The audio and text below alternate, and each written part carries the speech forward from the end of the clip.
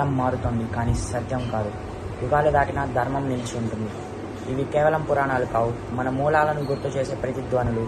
ఇది సనాతన కథలు. సనాతన కథలు ఛానల్కి స్వాగతం. నా పేరు కార్తికేయ.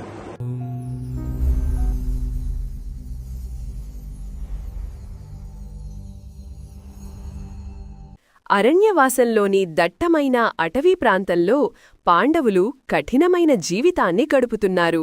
ఆహారం కొరతగా ఉంది. ప్రతిరోజూ జీవనోపాధి కోసం పోరాటమే. ఒకరోజు అందరికీ వడ్డించిన తర్వాత ద్రౌపది తన చివరి ముద్దను తిన్నది.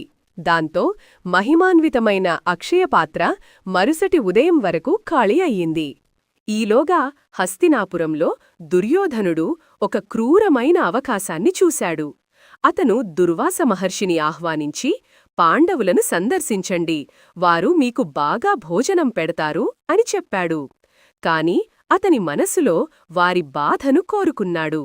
వెంటనే దుర్వాస మహర్షి వేలాది మంది శిష్యులతో వచ్చి గొప్ప భోజనం ఆశించారు. పాండవులు దిగ్భ్రాంతి చెందారు. సమర్పించడానికి ఏమీ మిగలలేదు. ద్రౌపది నిస్సహాయంగా బాధతో శ్రీకృష్ణుడిని ప్రార్థించింది. కృష్ణా, ఈ ఆపద నుండి మమ్మల్ని రక్షించు అని వేడుకుంది. శ్రీకృష్ణుడు ఆమె ప్రార్థన విని ప్రత్యక్షమల్యాడు. అక్షయపాత్రను చూసి అందులో మిగిలి ఉన్న చిన్న ఆకుపచ్చని ఆకును కనుగొని ఆకలిగా ఉన్నవారికి భోజనం పెట్టినట్టుగా దానిని స్వీకరించాడు. ఈలోగా దుర్వాస మహర్షి ఆయన శిష్యులు నదిలో స్నానం చేస్తుండగా తమ కడుపులు ఆకస్మికంగా నిండినట్లు అనుభూతి చెందారు.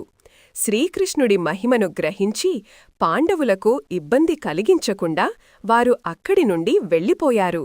పాండవులు ద్రౌపది శ్రీకృష్ణ